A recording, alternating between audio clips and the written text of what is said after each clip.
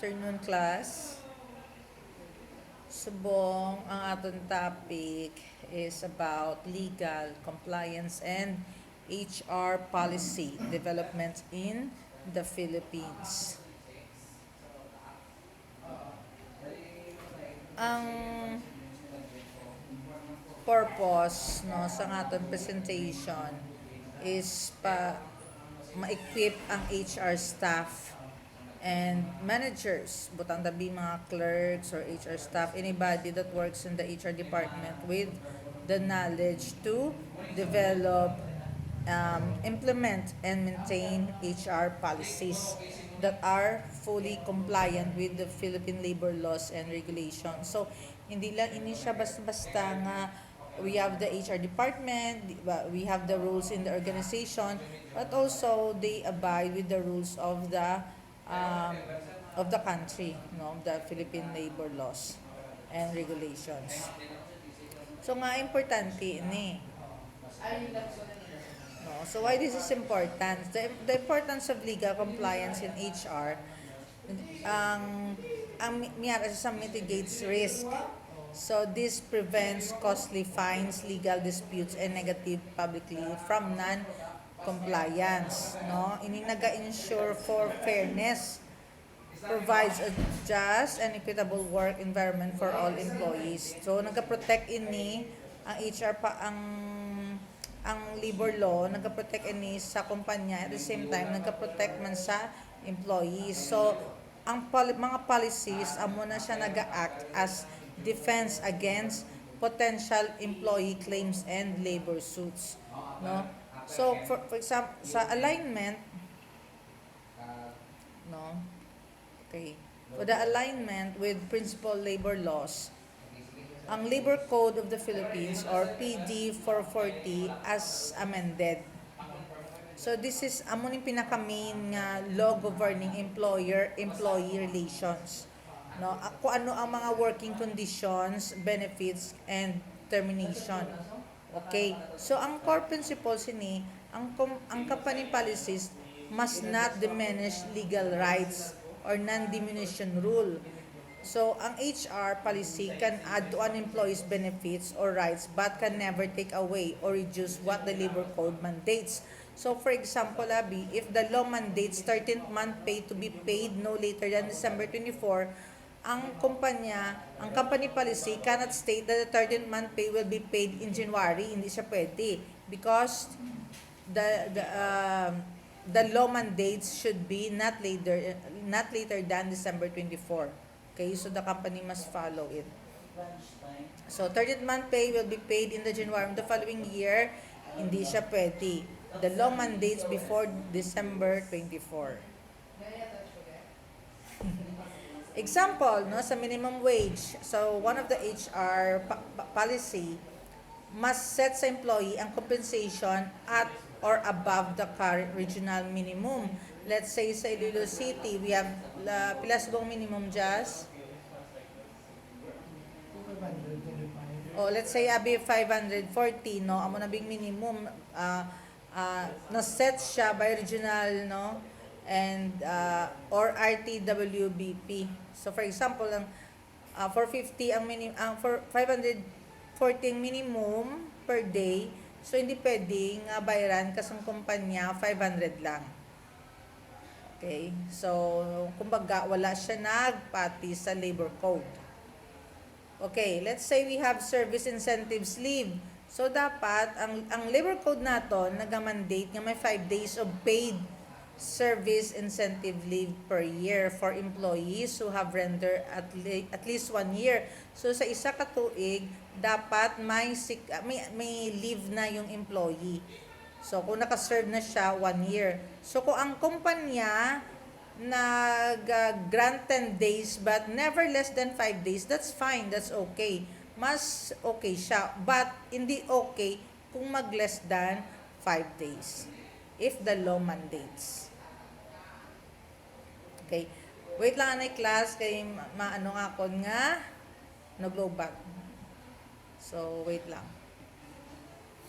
Okay. Alignment. Di na kita.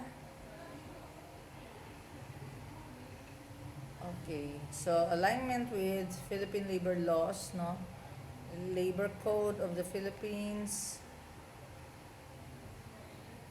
Dali lang. Dali lang kita to. Okay.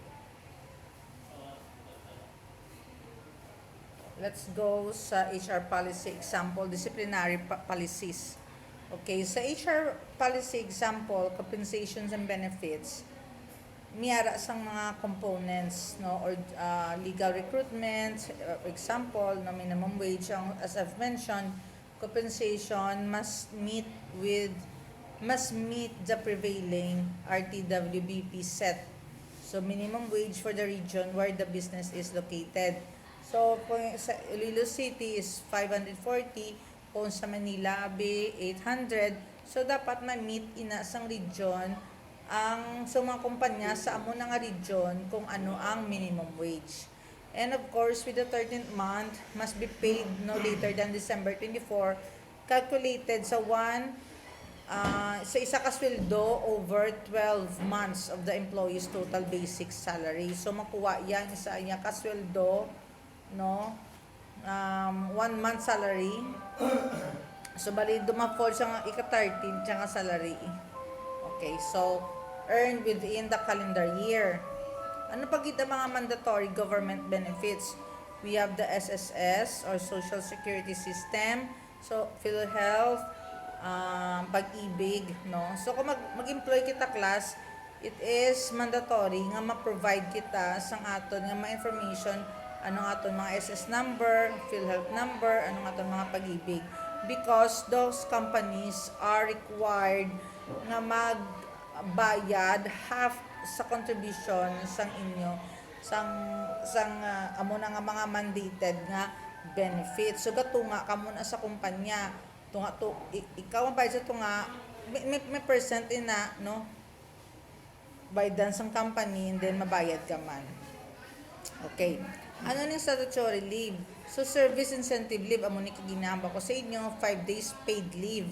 Let's say, and ano pa gid, maternity, paternity leave if applicable kung nagbusong ka abi, no? So miyara ka sang maternity leave ka kung tatay ka, no? Miyara ka man sang paternity leave, but the leave is shorter than the maternity leave. Okay? Kung applicable siya. And of course, we have the solo parent leave if applicable. Let's say abi na register ka sa solo parent leave, you have the 7 days leave sa isa ka tuig. Okay? So, amo ni ang mga statutory leave nga dapat i-comply sang kumpanya. Okay. Ano pa gid ang mga HRA policy example? Let's say disciplinary process. Ano ang mga core requirements ini? Strict adherence to due process when terminating. Ang mga kumpanya, especially the HR, they adhere to the policies nga hindi sila pwede ka-terminate sang tao nga basta-basta or masuspend. Dapat naka-due process na sa, let's say for example lang ha, depende niya siya sa offense. Okay? Let's say na warningan ka verbally, and then na written, and then na suspended, and then for termination. So may ara gini siya sang due process, but depende ini sa level sang imo nga offense. So let's say ang imo offense nanguha ka. So kung nanguha ka sang kwarta sang kumpanya, miyara man sang category sina kung ano ang due process nga sang stealing. Okay? So hindi nagapalariyo ang due process sang taga na-commit nga misconduct. Okay? Ang due process may sang two notice rule. Ang first notice, notice of charge, intent to investigate. Di lang gid ha.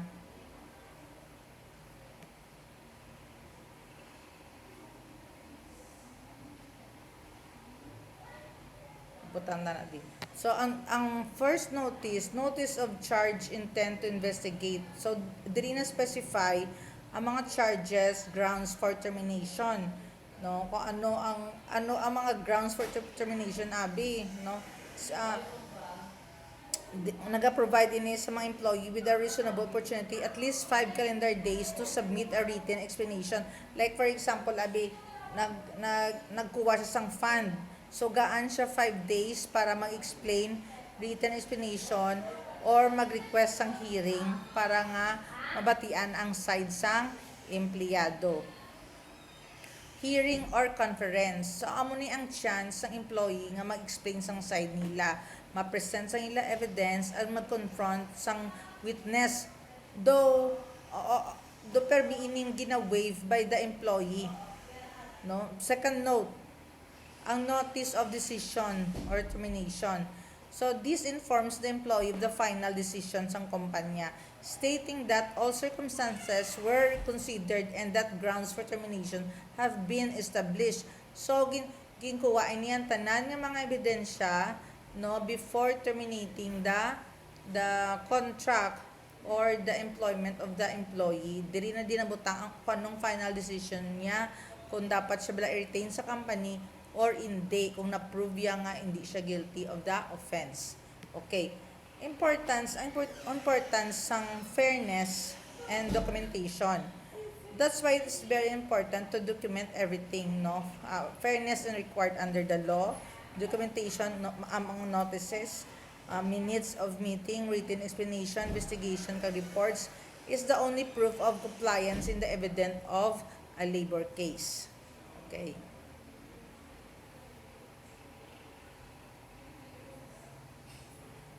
Ready na kita.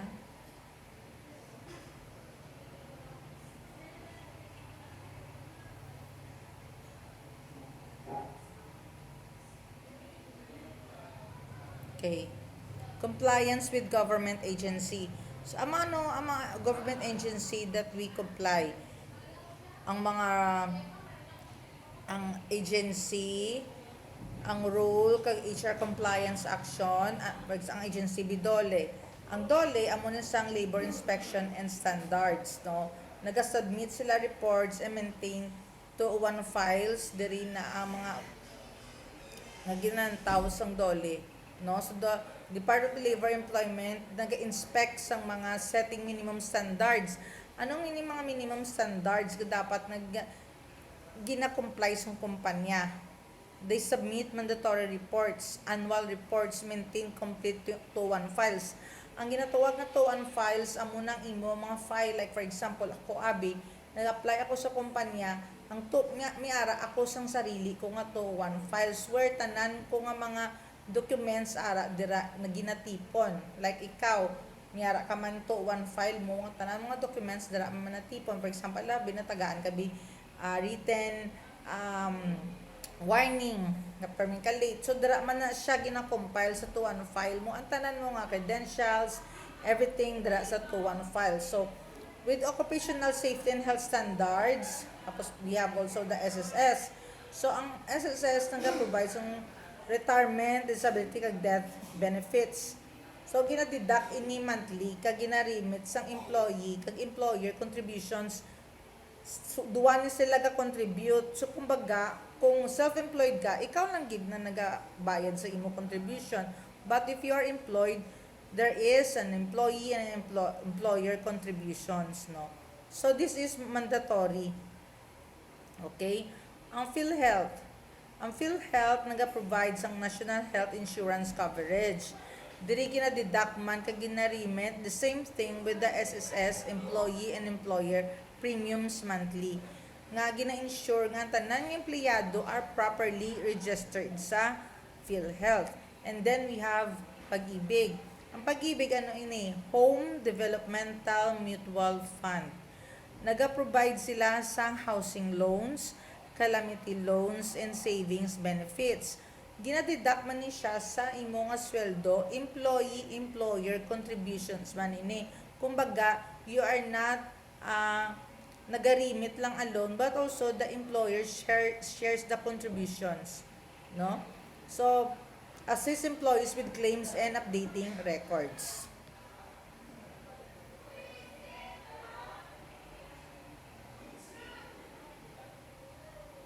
Okay, I think nambal ko na. So, ang DOLE-ABE, ang labor inspection, ma-arrive siya for routine inspection, no? PhilHealth, mandatory, like na. Okay, we have the uh, grievance handling internal, grieve. Okay, what is a grievance handling internal? Handling. So, any complaint, dissatisfaction, or feeling of injustice by an employee concerning working conditions, company policies, or personal relations with the company.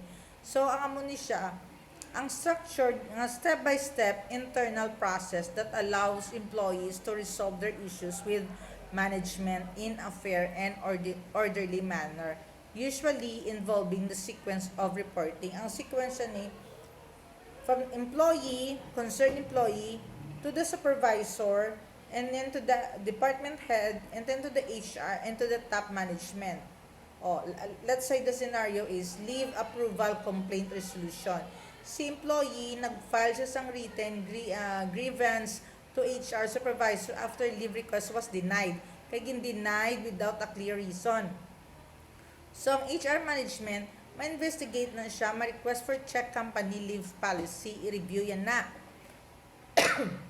So, the solution, if the denial violated policy, the leave is approved. But if the denial was valid ang pag-deny sang iyang file leave, the reason is clearly explained to the employee, thus resolving the issue. Okay.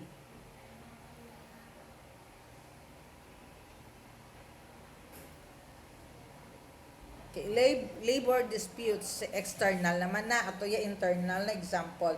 So, when internal handling fails, kung ang internal abi wala na handle sa sulod sang kumpanya,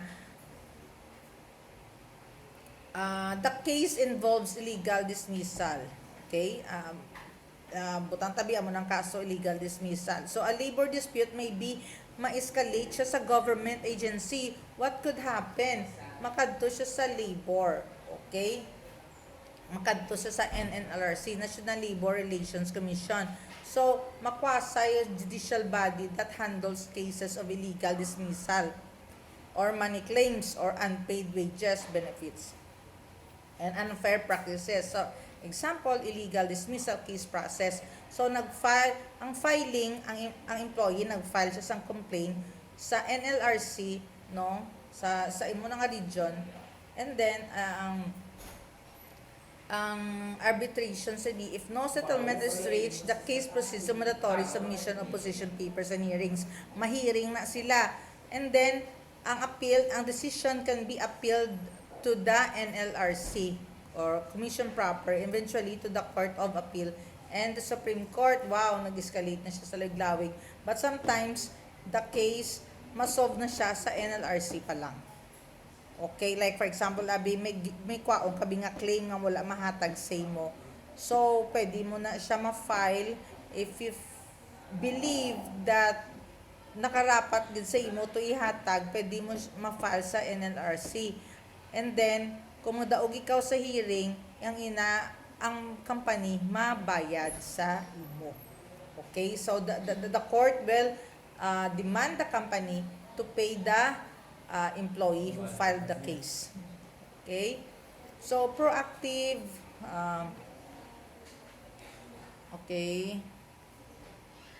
Okay, for the summary, importance of legal alignment, no?